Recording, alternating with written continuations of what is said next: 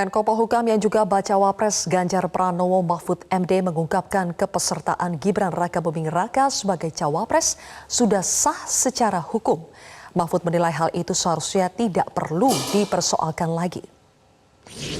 Penegasan itu disampaikan Mahfud MD usai menghadiri Rakornas penyelenggara pemilu di Jakarta Rabu siang. Mahfud MD menilai urusan kepesertaan Gibran sebagai cawapres sudah selesai karena keputusan MK final dan mengikat.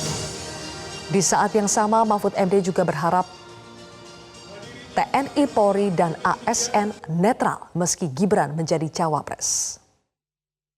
Yang jelas kepesertaan Mas Gibran sebagai pasangan cawapres itu secara hukum sudah sah, sudah selesai. Sekarang persoalan MK-nya yang kita selesaikan karena putusan MK itu ya sudah mengikat.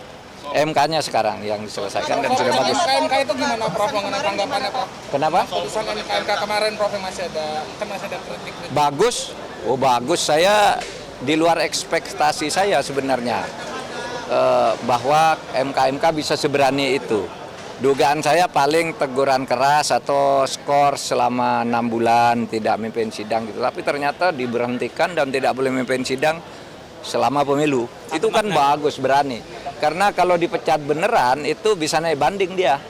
Iya kan? Diberhentikan sebagai hakim tuh ada bandingnya. Tapi kalau diberhentikan dari jabatan dan dengan hormat pula, itu tidak bisa naik banding, itu selesai.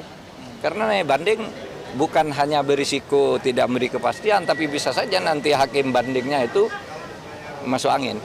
Makanya udah bagus itu Jimli menurut saya salut lah, bagus. Sebelumnya, tim kampanye nasional Koalisi Indonesia Maju menegaskan keputusan MK tidak berdampak terhadap pencalonan Gibran Rakabuming Raka sebagai cawapres Prabowo. Komandan Eko Bidang Hukum dan Advokasi, Hinca Panjaitan, justru mempersoalkan bocornya informasi rahasia putusan MK soal usia capres-cawapres yang terungkap di sidang MK. Telah terjadi pembocoran informasi rapat permusyawaratan hakim MK, karena itu adalah ranah pidana.